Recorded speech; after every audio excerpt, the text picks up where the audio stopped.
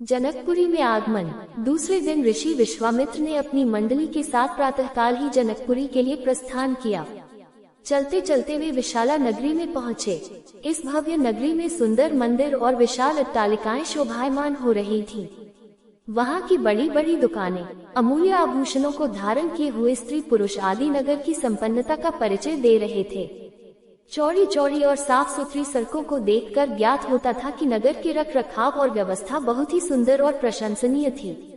विशाला नगरी को पार करके वे सभी मिथिलापुरी पहुँचे।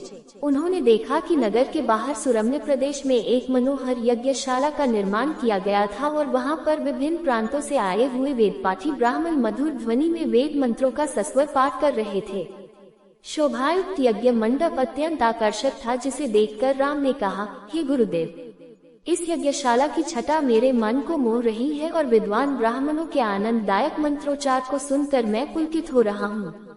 कृपा करके इस यज्ञ मंडप के समीप ही हम लोगों के ठहरने की व्यवस्था करें, ताकि वेद मंत्रों की ध्वनि हमारे मन मानस को निरंतर पवित्र करती रहे। जब राजा जनक को सूचना मिली कि ऋषि विश्वामित्र अपनी शिष्यों तथा अन्य ऋषि मुनियों के साथ जनकपुरी में पधारे हैं, तो उनके दर्शन के लिए वे राजपुरोहित शतानन को लेकर यज्ञशाला पहुँचे।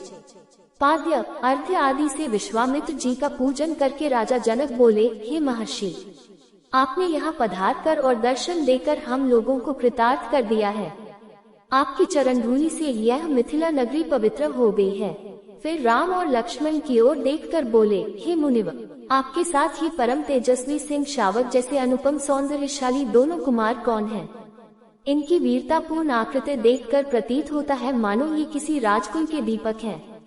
ऐसे सुंदर सुदर्शन कुमारों की उपस्थिति से यह यज्ञशाला वैसी ही शोभायुक्त हो गई है, जैसे प्रातःकाल भगवान भुवन भास्कर के उदय होने पर प्राची दिशा सौंदर्य से परिपूर्ण हो जाती है। कृपा करके अवगत कराइए कि ये कौन हैं, कहाँ से आए हैं, इनके पिता और कुल का नाम क्या है?